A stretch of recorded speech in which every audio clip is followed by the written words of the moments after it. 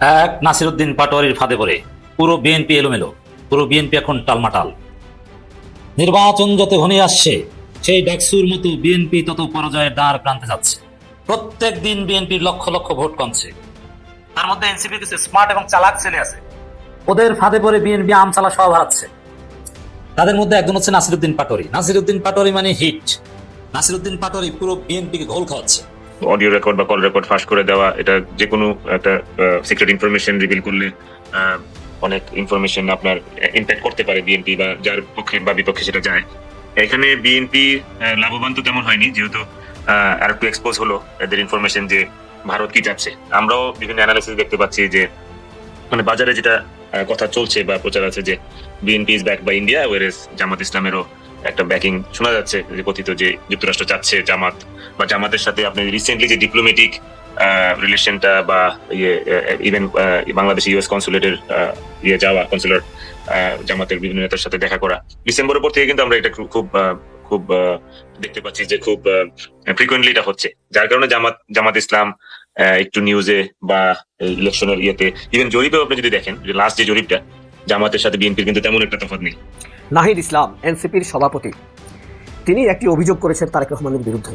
তারেক রহমান একটি ইঙ্গিত দিয়েছেন যে তাহাজ্জুদ পড়েই ভোট কেন্দ্রে দখলে নিতে হবে। তিনি কোন উদ্দেশ্যে এটা বলেছেন আমরা জানি না, তবে নাহিদ ইসলাম বলেছেন দখল করে সিল মারার নির্দেশ দিয়েছে তারেক রহমান। এই নির্দেশনাটি নিয়ে সারা বাংলাদেশে কিন্তু তোলপাড়, তার চাইতে বেশি তোলপাড় তিনি যে এলাকায় এই বক্তব্যটি দিয়েছেন সেই অঞ্চলে, সেই দিকে মানুষের মনে মনে ঘৃণার উঠে গেছে। তাহলে কি তারেক রহমান ভোট কেন্দ্র দখল করে সিল মারার কথা বলেছেন? আমাদের কোনো আপত্তি থাকবে না, কিন্তু আপনারা আমাদের চোখের সামনে দিয়ে ওই জামাত রাজাকারকে ভোট দিবেন আর আপনারা বাড়িতে শান্তিতে থাকবেন, ওই শান্তিতে কিন্তু আমি থাকতে দেব না। এটা কিন্তু আমার, আমি স্পষ্ট ভাবে বলতে চাই, যদি আওয়ামী লীগের কেউ থাকেন এবং সনাতনী ধর্মের দ্বারা রয়েছে, আগামীতে যদি ধানের শীষে ভোট দিয়ে আপনারা যদি বিএনপিকে এই দেশ পরিচালনার সুযোগ না দেন, আমি জিন্না পবিত্র বাড়িতে দাঁড়িয়ে বলে যাচ্ছি, আপনারা কেউ এই বাংলার মাটিতে বসবাস করতে পারবেন না। এই বাংলার কোনো স্বাধীনতা যদি দাড়িপাল্লা বলতেন মাসিগো ভারতের বাইরে দেখতেন না, বুঝছেন নি?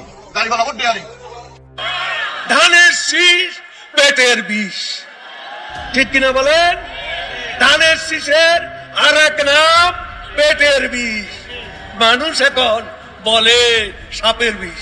এ হলো ধানের শীষ। আপনারা খুশি থাকলে বিএনপি বেজার, বিএনপি খুশি নয়, কারণ মানুষ খুশি।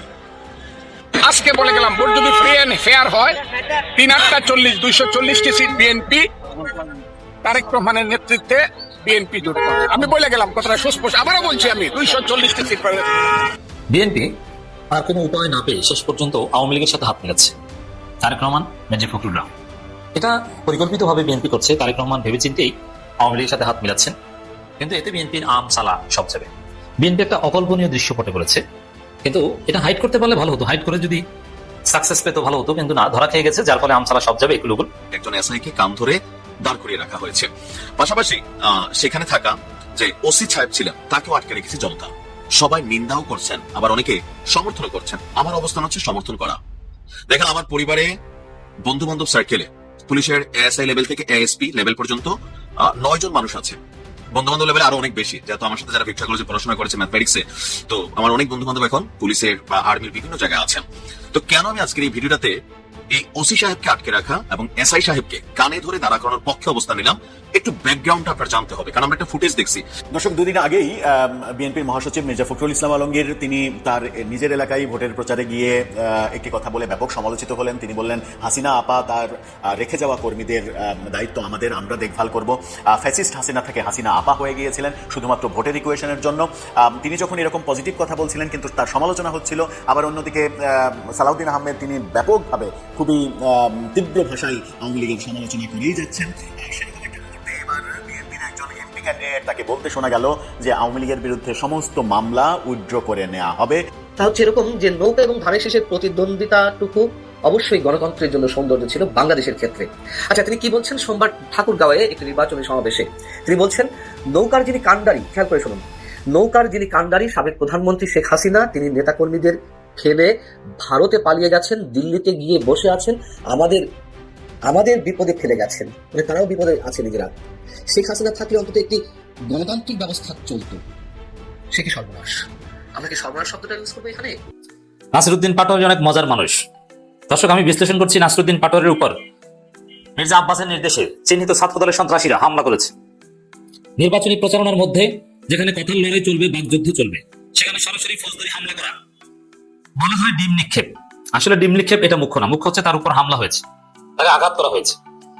এবং নাসিরউদ্দিন পাটোয়ারির সাথে জামাতের লোকজন ছিলেন, না থাকলে তো নাসিরউদ্দিন পাটোয়ারি কেউ হাত পা ভেঙে ফেলতে পারতো, কারণ ও তো সন্ত্রাসের দল। মির্জা আব্বাস খুনিদের দল। মির্জা আব্বাস একজন খুনি, একজন ব্যাংক ডাকাত। গরুর হাটের ইজারাদার, গরুর হাটের দালাল থেকে আজকে ব্যাংকের মালিক হয়েছেন। একজন বিশ্বাসঘাতক, যিনি খালেদা জিয়ার সাথে বিশ্বাসঘাতকতা করেছেন। Khaleda Zia March for democracy ডাক দিয়েছেন, মির্জা আব্বাস বিএনপির লোকজনকে রাস্তায় নামতে দেয়নি, টাকার বিনিময়ে হাসিনার কাছে আন্দোলন বিক্রি করে দিয়েছে। তো দর্শক, এই মির্জা আব্বাসের সন্ত্রাসীরা নাসিরউদ্দিন পাটোয়ারির উপর হামলা করেছে। এখন দেখে নাসিরউদ্দিন পাটোয়ারি বা তার দল কিংবা জামাত কারো উপর ঢাকা ৮ শুনে কোথাও হামলা করেছে, কিংবা কাউকে আঘাত করার চেষ্টা করেছে, কিংবা কাউকে গালি দিয়েছে, কোনো এক্সাম্পল দেখাতে পারবেন না। কিন্তু নাসিরউদ্দিন পাটোয়ারি মির্জা আব্বাসকে কেন্দ্র ইঙ্গিত করে, কিংবা তাও মির্জা আব্বাসের নাম বলেন না, চাঁদাবাজদের বিরুদ্ধে কথা বলেন। নাসিরউদ্দিন পাটোয়ারির যে কার্যক্রম, বিএনপির লোকজন যে ক্ষুব্ধ তার উপর, কেন নাসিরউদ্দিন পাটোয়ারি তো মির্জা আব্বাসকে কিছু বলেন না। তিনি বলেন যে চাঁদাবাজি থাকবে না, পরিবর্তন আসবে। এর আগে কি হয়েছে দেখেছেন, এটা হবে না। অতএব নাসিরউদ্দিন পাটোয়ারির সমস্ত বক্তব্যে নির্বাচনী প্রচারণার মূল কন্টেন্ট হচ্ছে পরিবর্তন আসবে, চাঁদাবাজি থাকবে না, এই তো। সেখানে মির্জা আব্বাসটা খেপে কেন? ওই যে মনে আছে না, ওসমান হাদিকে গুলি করার পর সাদিক ক্যাম্প ফেসবুকে লিখেছিল যে চাঁদাবাজ, এটাকে আমি মজা করে চাঁদাবাজ বলি, চাঁদাবাজ বলার মধ্যে অনেক হিকমত আছে, যে চাঁদাবাজদের খবর আছে, গ্যাংস্টারদের খবর আছে না। বিএনপির নাম কিন্তু বলেন না, তো ওইটাই বিএনপি ধরে নিয়েছে যে তাদেরকে বলছে, কারণ তারাই তো চাঁদাবাজ, তারাই তো গ্যাংস্টার। দর্শক, নাসিরউদ্দিন পাটোয়ারি পরিবর্তনের কথা বলেন এবং চাঁদাবাজের বিরুদ্ধে সোচ্চার, এতেই বিএনপি তাকে টার্গেট করেছে, তার উপর হামলা করছে, দফায় দফায় তাকে হামলা করছে। কিন্তু নাসিরউদ্দিন পাটোয়ারির লোকজন বিএনপির কারো দিকে একটু চোখ গরম করে তাকিয়েছে, এরকম কোন এক্সাম্পল কেউ দেখাতে পারবে না। এখন এই যে নাসিরউদ্দিন পাটোয়ারি বারবার চাঁদাবাজ বলে খোঁচা দেন, ওইটি হচ্ছে তার ফাঁদ। পাটোয়ারি সহজে জিততে চান, চাঁদাবাজদের বিরুদ্ধে বলেন, মানুষ খুশি, মানুষ বলছে যে এই ছেলেই পারবে বাংলাদেশকে পরিবর্তন করতে, বাংলাদেশের এক্সিস্টিং চাঁদাবাজ দুর্নীতিবাজের যে কাঠামো, এগুলি নাসিরউদ্দিন পাটোয়ারির মধ্যে হিট নেতাই পারবে ভেঙে চুরে চুরমার করে দিতে। মানুষ তার দিকে ঝাঁপিয়ে পড়ছে এবং চাঁদাবাজকে চাঁদাবাজ বলায় যদি বিএনপি রিয়াক্ট করে এবং এরকম কোনো অঘটন ঘটালে যে বিএনপির হমাশা, বিএনপির যে 12টা বাজবে, এটা নাসিরউদ্দিন পাটোয়ারি ভালোভাবেই জানতেন। দেখেন, এই এক হামলার ঘটনায় নাসিরউদ্দিন পাটোয়ারির উপর যে হামলা হয়েছে, এর ফলে জামাত এনসিপি অনেক কিছু করবে, বিক্ষোভ মিছিল করবে, ইসিতে অভিযোগ দিবে, সংবাদ সম্মেলন করছে, আমাকে দাওয়াত দেওয়া হলো, তো এরকম অনেক কিছু আপনারা দেখবেন। তো সেখানে দর্শক, এর ফলে নাসিরউদ্দিন পাটোয়ারিকে যদি একজন ভোটার না চিনে থাকে, তারা এখন চিনছে এবং নির্বাচন পর্যন্ত এভাবে তুমুল আলোচনায় থাকছেন নাসিরউদ্দিন পাটোয়ারি। এর আগে ঢাকা 18 সনে আরিফুল ইসলাম আদিবের পরিচিতি কম, কিন্তু বিএনপি সন্ত্রাসীরা তার উপর হামলা করে আর কোটি টাকার প্রচারণা চালিয়ে দিয়েছে। আবার হামলার কারণে বিএনপিকে দায় নিতে হবে এবং বিএনপিকে বিচারের মুখোমুখি আনা হবে। এবং সেনাবাহিনী সহ যৌথ বাহিনী নাকি আরিফুল ইসলাম আদিবের উপর হামলাকারীদের খুঁজছে, আমাদেরকে জানালো প্রশাসনের পক্ষ থেকে। নাসিরউদ্দিন পাটোয়ারির উপর যারা হামলা করেছে এটা ছাত্রদল, এটা চিহ্নিত করা গেছে, অনেকের ছবি স্পষ্ট হয়ে উঠে এসেছে, আমাদেরকে অনেকেই পাঠিয়েছেন রেড মার্ক দিয়ে, সার্কেল দিয়ে, যে এই হচ্ছে অমুক ছাত্রদলের নেতা অমুক। এটা অবশ্যই মির্জা আব্বাসের লোক, এতে কোনো সন্দেহ নেই, এটা অলরেডি প্রমাণিত হয়েছে। তবে দর্শক, আমরা প্রথমে এই ফৌজদারি হামলা, যেহেতু নির্বাচনী প্রচারণায় তারেক রহমান ছাত্রী আচরণ করছেন, উল্টাপাল্টা কথা বলছেন, কিন্তু সেটা কথা লড়াই, কথা বলেন আপনারা, কিন্তু হামলা করেন কেন? শুধু কি নাসিরউদ্দিন পাটোয়ারির উপর না, দেশব্যাপী বিএনপি সহিংস হয়ে উঠছে, তাদের যে আওয়ামী রূপ সেটা দেখাচ্ছে। দেখেন, এই 24-এর বিপ্লবীদের আওয়ামী লীগ বিএনপি কেউ সহ্য করতে পারে না, কারণ 24-এর বিপ্লব চুরির বিরুদ্ধে, 24-এর বিপ্লব ডাকাতদের বিরুদ্ধে, দুর্নীতিবাজদের বিরুদ্ধে, চাঁদাবাজদের বিরুদ্ধে, ফ্যাসিস্টদের বিরুদ্ধে। BNP is another fascist. যার ফলে নিউ ইয়র্কে তাসনিম জারা এবং আখতারের উপর ডিম নিক্ষেপ করা হয়েছিল, আপনারা জানেন। আর এখানে মির্জা আব্বাসের লোকজন নাসিরউদ্দিন পাটোয়ারির উপর ডিম নিক্ষেপ করেছে। নিউ ইয়র্কে মেরেছিল আওয়ামী লীগ, আর এখানে বিএনপি। এই আওয়ামী লীগ এবং বিএনপির মধ্যে কোনো পার্থক্য নেই। মির্জা ফখরুল তো বলেছেন যে শেখ হাসিনা পালিয়ে গেছে, না গেলে একটা গণতান্ত্রিক পরিবেশ থাকতো। খুব আক্ষেপ, মির্জা ফখরুলের মনে বড় জ্বালা, খুব কষ্ট, শেখ হাসিনা পালিয়ে না গেলে খুশি হতো। এখন এই যে বিএনপি স্পেসিফিক জুলাই যোদ্ধাদের বিরুদ্ধে বিএনপি এখন মূল টার্গেট দেখেন, বিএনপি জামাতের পুরুষ নেতাদের বিএনপি ভয় পায়, কারণ জামাতের পুরুষ নেতাদের গায়ে হাত দিলে তো শেষা খেয়ে ওইখানে গণদোলায় কে আদা মরা হবে। জামাত এখন পাওয়ারফুল দল, জামাত এখন সবচেয়ে জনপ্রিয় দল, তো জামাতের পুরুষ প্রার্থীর বা পুরুষ কোনো কর্মীর বিরুদ্ধে হাত দিলে খবর আছে, হাত পড়ে যাবে। কিন্তু দুর্বল পেয়েছে আমাদের মায়েদের, নারীদের পেটে লাথি মারে বিএনপি, নারীদের আঘাত করে তাদের ওড়না টান দিয়ে ছিঁড়ে ফেলে এই জারজদের দল, বাংলাদেশ জাতীয়তাবাদী জারজ পার্টি। কারণ যারা নারীদের গায়ে হাত দেয় এরা জারজ, ওদের মা বাবার বিয়ের 4 মাস পর ওদের জন্ম হয়েছে যারা এই কাজ করছে। আমি বলছি, আপনি মিলিয়ে নিন, এলাকাবাসীকে জিজ্ঞেস করবেন ওর বয়স কত, এটা খোঁজ নেই। এদেরকে বিএনপি প্রশ্রয় দিচ্ছে, এটা তারেক রহমান নির্দেশ হচ্ছে, এটা আমি আগেই বলেছি, প্রমাণ দিয়েছি যে কিভাবে তারেক রহমান নির্দেশ হচ্ছে। এখন নির্বাচনী প্রচার প্রচারণা কিভাবে কি করতে হবে এটা বিএনপি ঠিক করে দেয়, তাদের প্রার্থীদের নির্দেশনাই এগুলো হয়। যেমন বরিশাল 1 আসনের জহিরুদ্দিন স্বপন তিনি তার প্রার্থীদের তার নেতাকর্মীদের শিখিয়ে দিয়েছেন যে তোমরা তো চাঁদাবাজি করেছো, অন্যের জমি দখল করেছো, অনেক কিছু করেছো, কিন্তু বাবারা তোমরা ঘরের মধ্যে বসে এই চাটা খাওয়ানো বা এই যে গোপন টাকা পয়সার লেনদেন এগুলো ম্যানেজমেন্ট করো, কিন্তু প্রকাশ্যে মাঠে ভোট চাইতে যাও না, তাহলে আমার ভোট আরো কমবে, কারণ কি তোমরা চাঁদাবাজি করেছো।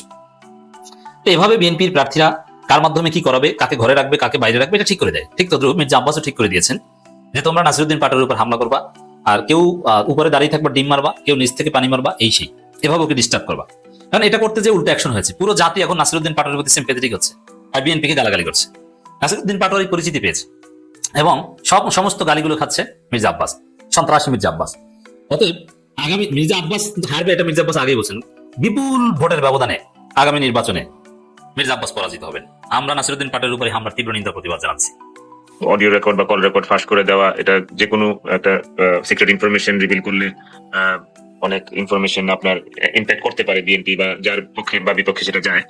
এখানে বিএনপি লাভবান তো তেমন হয়নি, যেহেতু আর একটু এক্সপোজ হলো এদের ইনফরমেশন যে ভারত কি যাচ্ছে। আমরাও বিভিন্ন অ্যানালিসিস দেখতে পাচ্ছি যে মানে বাজারে যেটা কথা চলছে বা প্রচার আছে যে BNP is back by India, whereas Jamaat ইসলামেরও একটা ব্যাকিং শোনা যাচ্ছে, যে কথিত যে যুক্তরাষ্ট্র চাচ্ছে জামাত বা জামাতের সাথে আপনি রিসেন্টলি যে ডিপ্লোমেটিক রিলেশনটা বা ইভেন বাংলাদেশে ইউএস কনসুলেটের যাওয়া, কনসুলার জামাতের বিভিন্ন নেতার সাথে দেখা করা ডিসেম্বরের পর থেকে কিন্তু আমরা এটা খুব দেখতে পাচ্ছি যে খুব ফ্রিকুয়েন্টলি এটা হচ্ছে, যার কারণে জামাত ইসলাম একটু নিউজে বা ইলেকশনের ইয়েতে ইভেন জরিপেও আপনি যদি দেখেন যে লাস্ট যে জরিপটা জামাতের সাথে বিএনপির কিন্তু তেমন একটা তফাৎ নেই, যেটা ভারতের। আমরা যদি আইআরআই জরিপটা দেখি, জি 33.6 হচ্ছে বিএনপি আর ওইদিকে 34.6 হচ্ছে বিএনপি আর 33.7, মানে 1% কম ডিসটেন্স। ব্র্যাকেট জরিপটা ভালো হয়েছে, ব্র্যাকের এগুলোতে। জি, এবং এটা কিন্তু ভারতীয় যারা গণমাধ্যমে কেমন আসছে আমি জানি না, বাট যারা বিভিন্ন ব্লগার বা ইউটিউবের প্রচুর কিন্তু এটাকে আপনার ফ্লাশ করছে যে এই ব্যাপারটা যে আমেরিকা কেন জামাতদের সাথে বা জামাতকে কেন আগায় নিয়ে আসতে চাচ্ছে। এবং এখানে কিন্তু জামাতকে যুদ্ধাপরাধী বা এই জিনিসগুলা যে জামাত ঘুচায় উঠতে পারে, they can overcome with those allegations, যেটা ইন্ডিয়া ওইটা বলতেছে যে জামাত পারবে, কারণ এটা অনেক বছর হয়ে গেছে। আর জামাতের যে এজেন্ডা গুলো ওরা আনতেছে, আমি আজকে সকালেও আমি একটা দেখলাম, একটা মহিলা যে অনেক নাম করা ইয়ে করে, আমার না এই মুহূর্তে নামটা মনে পড়ছে না। মহিলা কোন ঘরানার, বিএনপি নাকি বা জামাতের? না, আমি ইন্ডিয়ান মিডিয়ার কথা বলতেছি। আমার ভাই যে নাম করা একজন আছে না, একজন পালকি রাইট, তার আপনি গত সপ্তাহে এটা যদি দেখেন, ওখানে সে জামাতের সাথে মার্কিন যুক্তরাষ্ট্রের ব্যাকিং নিয়ে কথা বলতেছে এবং জামাতের 3টা এজেন্ডা নিয়ে আসছে। জামাতের মানে আগের যত এলিগেশনস আছে যুদ্ধাপরাধী বা যুদ্ধের সময় স্ট্যান্ডিং ফর পাকিস্তান, এটা তো কোনো সময় ইন্ডিয়া পছন্দ করবে না, কিন্তু এখন তারা জামাতের সাথে আমেরিকার ব্যাপারটাকে ওরা যেটা মনে করতেছে যে জামাতের যে শফিকুর রহমান স্যার বললো যে 3টা জিনিস, আমরা স্ট্যান্ড এগেইনস্ট করাপশন, এবং শুধু তাই না, যারা করাপশন করে এই ধরনের কোন দলীয় ভাবে মনোনয়ন তারা দিবে না।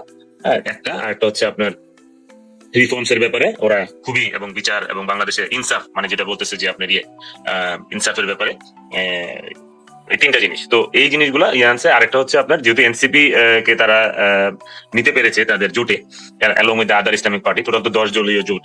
তো এখানে এনসিপির যেহেতু নতুন বন্দোবস্ত প্লাস যারা আন্দোলনে করেছে 24-এ, তো দুই দিক দিয়ে মানে উনি বলতেছে যে that's why Jamaat is almost aligning with BNP, যদিও বিএনপির কিছু নিচে আছে মানে জরিপে বা পার্টির দিক দিয়ে। BNP probably the largest Democratic party in Bangladesh now currently.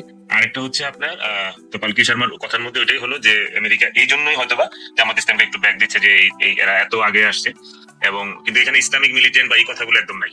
আমেরিকাও তো এটা করতে পারতো আগে, যেটা প্রিভিয়াসলি জঙ্গি যেটা হাসিনা বা ওরা যেভাবে সাজাতো, জামাত ওই জায়গা থেকে বেরিয়ে একটা সুযোগ আসছে, এবং সুযোগটা আমার মনে হয় ওনারা ভালোভাবে কাজে লাগাচ্ছে। আমার কাছে যে বিষয়টা মনে হয় যে আমেরিকার তো অনেক বড় দেশ, আমেরিকার নানা ঝামেলা আছে বহির্বিশ্বে, বাংলাদেশকে নিয়ে আসলে মার্কিন যে সেন্ট্রাল প্রশাসন তাদের আসলে ভাবনা করার সময় নাই। এর জন্য হয়তো যে বাংলাদেশের মতো ছোট ছোট দেশগুলিতে দূতাবাসকে একটা এক্সট্রা পাওয়ার দেওয়া হয়, এবং মার্কিন দূতাবাসের সঙ্গে জামাতের সম্পর্কটা অনেক আগে থেকে কিন্তু অনেক মধুর, এবং যোগাযোগ রাখতেছেন আব্দুল্লাহ মোহাম্মদ তাহের, তিনি যোগাযোগ রাখছেন, এবং রিসেন্টলি এই আলাপটা হয়ে গেল। আপনি এই আলাপটা যদি খেয়াল করে দেখবেন, ডক্টর মোহাম্মদ ইউনূসের ভূয়সী প্রশংসা করা হয়েছে যে তিনি ইকোনমিক্যালি রিফর্ম করেছেন, বিচার করেছেন। যদিও এই আদালত নিয়ে আমাদের আগে একটা কমপ্লেইন ছিল, বিশেষ করে জামাত ইসলামের নেতাদেরকে বিচার করা। এখন উনি শেখ হাসিনার বিচারটা করেছেন এবং এটা তার ম্যান্ডেটে ছিল, এবং ডক্টর ইউনূসের কারণে মানুষ এখন ব্যাংকিং চ্যানেলে রেমিটেন্স পাঠাচ্ছে। ডক্টর ইউনূস যেভাবে পলিটিক্যাল পার্টিকে ডিল করতেছেন এতেও আমরা সন্তুষ্ট, এবং জামাত ইসলাম ক্ষমতায় গেলে শরিয়া আইন চালু করবে না। যদি চালু করে তাহলে আমরা 100% ট্যারিফ বসাবো, ট্যারিফ বসালে তোমাদের গার্মেন্টস খাত ধ্বংস হয়ে যাবে, সুতরাং তোমাদের চিন্তা করার কিছু নাই। এবং তাদেরকে কভার টভার করো, তাদেরকে ভালো ফ্লোট টোট দাও, আমরা তাদের বন্ধু হতে চাই। বন্ধু হতে চাই। তাহলে এই যে একটা বিষয়, এই বিষয়টাই আসলে মানে ভাবায় যে যেই আমেরিকা কিছুদিন আগে মুসলিম ব্রাদারহুডের মতো একটা ইসলামী দলকে নিষিদ্ধ করলো, সেই আমেরিকাই আবার এই জামাত ইসলামকে এটাই আসলে অনেকেই অনেক হিসাব নিকাশ মিলাতে পারতেছে না, যদিও রাজনীতি বড় জটিল, এটা কে কিভাবে করে আর কি, মানে কিভাবে সবাই সবার তার নিজেদের স্বার্থের হিসাব করে। যাই হোক, এই যে নির্বাচনটা মানে এখন প্রচারণা শুরু হয়েছে, আপনি দেখেছেন যে জামাত ইসলাম এবং বিএনপি উভয়ই এই প্রচারণাতে অংশগ্রহণ করতেছে। তারেক রহমান তো একদম শাহজালাল থেকে মানে শাহজালাল থেকে রাত 3টায়ও র্যালি করেছেন, এবং তারেক রহমানের সাম্প্রতিক কিছু বক্তব্য এটা বিতর্কের জন্ম দিয়েছে। সব মিলিয়ে আপনি এই নির্বাচনী প্রচারণাটা কিভাবে দেখছেন? নির্বাচনী প্রচারণা আহমেদ ভাই, এটা তো প্রত্যাশিতই ছিল। বিএনপি বরাবরই আপনার শাহজালাল মাজার জিয়ারত করে নির্বাচনী প্রচারণা শুরু করে, তো এজ ইউজুয়াল তারেক রহমান সাহেব এটা করবে এবং বিএনপির দল থেকে ওটাই ওরা বলে আসতেছিল। প্রচারণা জমে উঠছে, সবাই করছে। যেদিন তারেক রহমান সিলেট থেকে ব্রাহ্মণবাড়িয়া এসে করলো, সেদিনই মিরপুরে শফিকুর রহমান সাহেব তার প্রচারণা শুরু করলো তার আসন থেকে, এবং দু জায়গাতেই অনেক লোক হচ্ছে, দলীয় কর্মীরা ছাড়াও সাধারণ মানুষ হচ্ছে, মাঠ কানায় কানায় পূর্ণ, নির্বাচন জমে উঠছে। এবং এই ক্ষেত্রে আমি মনে করি ধরেন নির্বাচনের যেই আয়োজনেও সরকার যথেষ্ট আন্তরিকতা, এবং আপনি জানেন ব্যাক টু ব্যাক স্বরাষ্ট্র মধ্যে অনেক মিটিং টিটিং হয়েছে, যেখানে ল এনফোর্সমেন্ট এজেন্সি গুলো কিভাবে কাজ করবে। বাংলাদেশের ইতিহাস আমি মনে করি প্রথম যেখানে 9 লক্ষ আইন শৃঙ্খলা বাহিনীর লোক থাকবে, ইনক্লুডিং 1 লক্ষ থাকবে আর্মি মিলিটারি মানে সৈন্যরা, তারপরে প্রায় 8 লাখের মতো পুলিশ, বিডিআর, বিজিবি, এবং এখানে আনসার বাহিনী, এদেরকেও রাখছে। তো টোটাল 9 লক্ষ যদি নিরাপত্তা কর্মী দেয় 300 আসনের নির্বাচন, তাহলে আপনি বুঝতে পারছেন। এবং নির্বাচনী কেন্দ্রের কত সীমানার মধ্যে কোনো সাংবাদিক ছাড়া বা যারা নিরাপত্তা কর্মীরা ছাড়া অন্য কেউ প্রবেশ করতে পারবে না, যেগুলো আমরা 91 96 এর নির্বাচন গুলোতে দেখেছি। তো আশা করতেছি সরকারের যথেষ্ট আপনার আন্তরিকতা আছে, ডেডিকেটিং towards to have a fair and যেটা বলে কি আপনাকে মানে একটা ফেয়ার এবং ফ্রি ইলেকশন করার জন্য যতটুকু দরকার সাপোর্ট, প্লাস ইলেকশন কমিশনও আপনার যে সমস্ত কাজ করেছে, স্পেশালি ফার্স্ট টাইম প্রবাসীরা ভোট দিতে পারবে, আপনি বাইরে থাকেন আমি থাকি, আমরা জানি। আচ্ছা, ভালো কথা মনে করেছেন। এই যেটা বিতর্ক প্রবাসী ব্যালট নিয়ে, আমরা সামাজিক মাধ্যমে দেখেছি যে একটা ঠিকানায় 200 ব্যালট, 300 ব্যালট, তো এই বিষয়গুলো তারেক রহমান কিন্তু নিজেও বলেছেন, প্রবাসীদের ভোট নিয়ে ষড়যন্ত্র হচ্ছে, একটা দল এই প্রবাসীদের ভোটগুলোকে নিয়ে নিচ্ছে। এই অভিযোগটাকে আপনার কেমন কি মনে হয়? আমার কাছে অভিযোগ তো অভিযোগই, কিন্তু কতটুকু জাস্টিফাইড এটা এখনো বলা মুশকিল, কারণ ওরকম গুরুতর অভিযোগ হয়তো বিএনপি আনতেও পারেনি, বা কিছু প্রমাণ তাদের হাতে আছে, যেমন আমাদের মিডল ইস্টে মধ্যপ্রাচ্যে একটা দেশে এরকম পেয়েছে যে আপনি যেটা বললেন। আবার নিউ ইয়র্কে যে ঘটনাটা করছে, ব্যালট ছিল পোস্ট অফিসে, এবং বাংলাদেশি একজন মেল ম্যান, ডেলিভারি ম্যান, ওনার চোখে না পড়লে ওই ব্যালট গুলা পোস্ট অফিসে থেকে যেত, ডেলিভারি হতো না, মানে যার যার বাসায় পৌঁছতো না। তো কিছু মিসম্যানেজমেন্ট আছে, কিন্তু এই ক্ষেত্রে এরকম ভাবে গুরুতর অভিযোগ করা যাবে না যে ইন্টেনশনালি বা ডেলিভারিটলি কোনো দলের ফেভারে এটা যাবে। হয়তো যারা এই ইলেকশন কমিশনে যারা এই প্রবাসী ব্যালট গুলার ডিস্ট্রিবিউশনে বা এখানে পৌঁছানোর মধ্যে দায়িত্বে ছিলেন, এইটা ওরা আর একটু মানে যদিও ফার্স্ট টাইম, এই জন্য হয়তো কিছুটা মিসম্যানেজমেন্ট হতে পারে। তবে তদন্ত বা ইলেকশন কমিশনকে এখানে লাইবেল করা যায়, যাতে তারা জিনিসটা ক্লিয়ার করে যে কেন এই ধরনের মিসম্যানেজমেন্ট হয়েছে, বাইরের মাধ্যমে মানে একজন ব্যক্তি কি 5টা ব্যালট করে আবার এরকম মেলে পাঠাতে পারবে কিনা, তাহলে তো আর ভোটের যে ফেয়ারনেসটা থাকলো না। তবে এটা মনে হয় না যেরকম লেভেলে আসছে বিএনপি থেকে অভিযোগ, বিএনপি তো অভিযোগ করছে ব্যালট নিয়েও, তাই না আহমেদ ভাই? যে বললো যে এরা বলছে যে মাঝখানে পড়ছে ধানের শীষের সিল, এটাকে আপনি এখন ইলেকশন কমিশনের ডিজাইন যে করেছে ডেলিভারি, অন্য দলের প্রতীকও পড়তে পারতো, হ্যাঁ, এখানে হাত পাকা পড়তে পারতো, দাঁড়িপাল্লা পড়তে পারতো। তো এটা তো বিএনপির ডিসফেভারে যাওয়াতে বিএনপি নজরুল ইসলাম খান এটা অভিযোগ করছে ইলেকশন কমিশনে যে এই জিনিসটাকে ডেলিভারিটলি করা হলো কিনা। কারণ আপনি যখন একটা ব্যালট ফোল্ড করেন, এটা যখন মাঝখানে এবং নিচের দিকে থাকে, হয়তো আপনার চোখে নাও পড়তে পারে। আপনি একটা কার্ড মনে করেন ফ্লিপ কার্ড খুললেন, এবং হয়তো ওনাদের ইচ্ছা ছিল প্রথমেই যাতে এটা পড়ে, আপনি একটা বিয়ের দাওয়াতের কার্ডে যদি অ্যাড্রেসটা এত নিচে জায়গায় দেন, আপনি খুঁজেই পেলেন না। তো এটা হয়তো বা ওনাদের ডিসফেভারে যাওয়াতে ওনাদের একটা অভিযোগ হতে পারে। ইলেকশন কমিশনও এখানে ওদের সাথে আলাপ করে বা ব্যালট গুলো আমরা এইভাবে করছি, এটা হয়তো বা ক্লিয়ার করতে পারতেন। কিন্তু তার মানে এই না যে ইলেকশন কমিশন বা তাদের কোনো ফেভারে ডিসফেভারে যে আমি দাঁড়িপাল্লার সবার উপরে রাখলাম আর ধানের শীষকে নিচে দিলাম, মানে এটা হয়তো বা একটা ডিজাইনের একটা ত্রুটি ধরতে পারেন, কিন্তু এটাতে কোনো ষড়যন্ত্র বা এটা হয়তো আমি মনে করছি না। এখানে নাহিদ ইসলাম এনসিপির সভাপতি, তিনি একটি অভিযোগ করেছেন তারেক রহমানের বিরুদ্ধে। তারেক রহমান একটি ইঙ্গিত দিয়েছেন যে তাহাজ্জুদ পড়েই ভোট কেন্দ্রে দখলে নিতে হবে। তিনি কোন উদ্দেশ্যে এটা বলেছেন আমরা জানি না, তবে নাহিদ ইসলাম বলেছেন দখল করে সিল মারার নির্দেশ দিয়েছে তারেক রহমান। এই নির্দেশনাটি নিয়ে সারা বাংলাদেশে কিন্তু তোলপাড়, তার চাইতে বেশি তোলপাড় তিনি যে এলাকায় এই বক্তব্যটি দিয়েছেন সেই অঞ্চলে, সেই দিকে মানুষের মনে মনে ঘৃণার উঠে গেছে। তাহলে কি তারেক রহমান ভোট কেন্দ্র দখল করে সিল মারার কথা বলেছেন? এমন একটি কথা চলে এসেছে। এই বিষয়টি নিয়ে তো আলাপ করবই, তার সাথে আলোচনা আছে সেনাবাহিনী ও ডক্টর ইউনূস শেষ পর্যায়ে চূড়ান্তভাবে যেই বিপদের গন্ধ পেয়েছেন, এই বিপদই জামায়াতের জন্য সুখবরের বার্তা নিয়ে আসতে পারে। কারণ গত 1 মাস যাবৎ ওই যে আমি বলি ছোট ছোট পর্বে ইভেন্টে বিএনপি জিতে গেলেও পুরো পর্বে দেখা গেছে জামায়াতই এগিয়ে যায়। এবারের নির্বাচনের খেলায় জামায়াতকে নিয়ে কে কথা না বলতে বাধ্য হচ্ছে? শুধুমাত্র মিডিয়া ব্যতীত বাংলাদেশের তথাকথিত মিডিয়া। এরপরে আপনার এবারের ভোটের মাঠে মূলত জামায়াতকে তাড়িয়ে বেড়াচ্ছে মুক্তিযুদ্ধ। আসলে কি এটা সত্য? কোনোভাবেই না।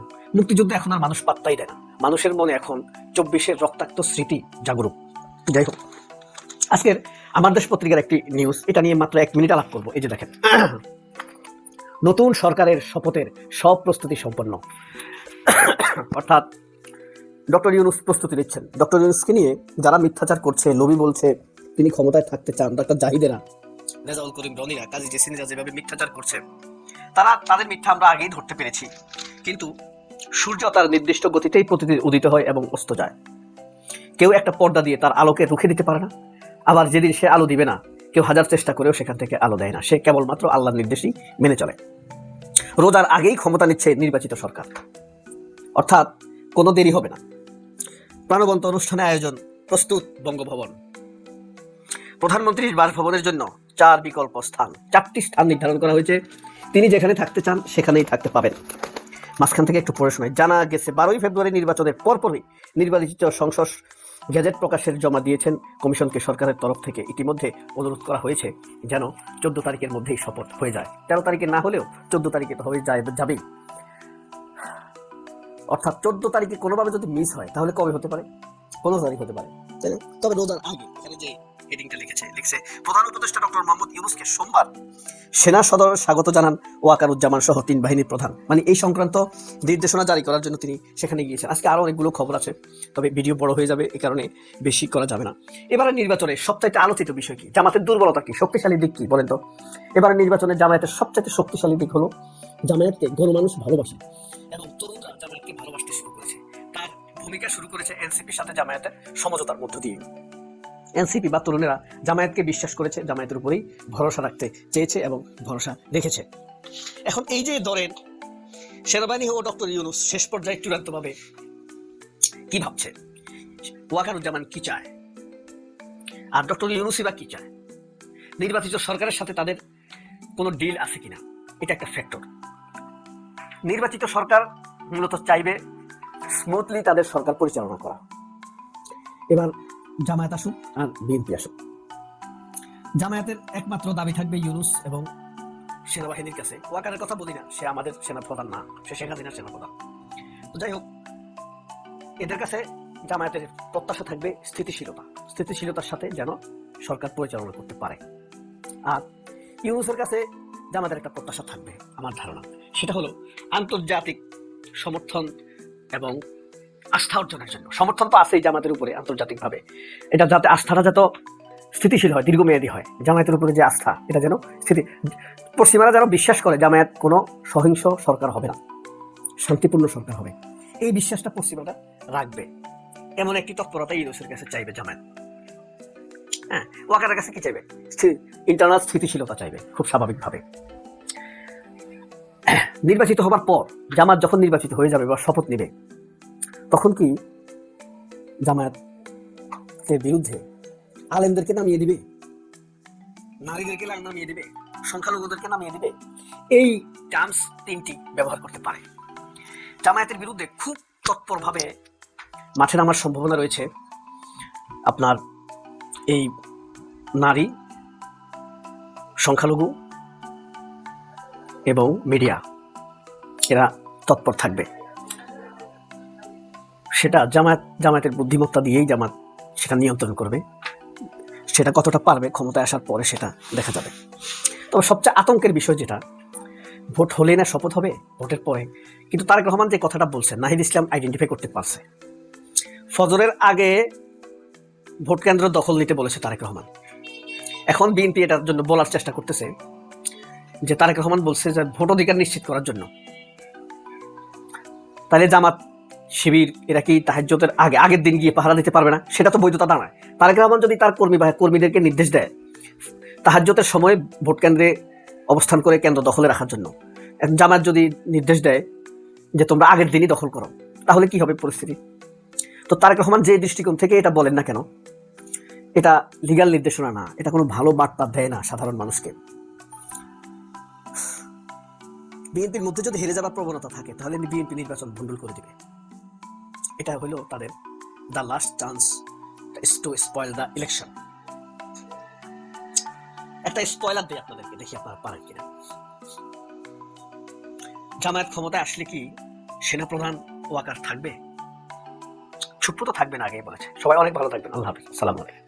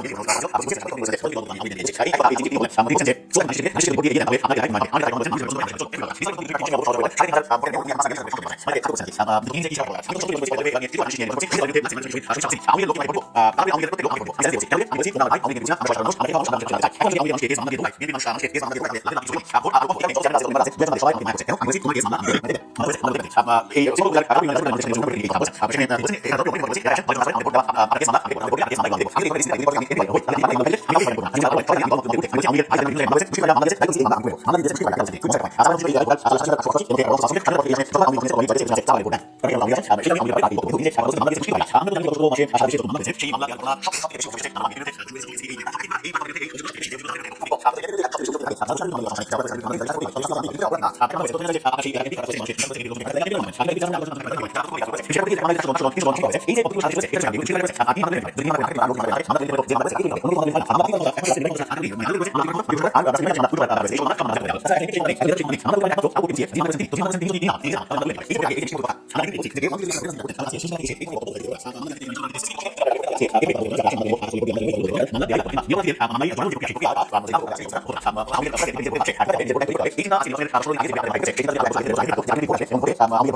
আমরা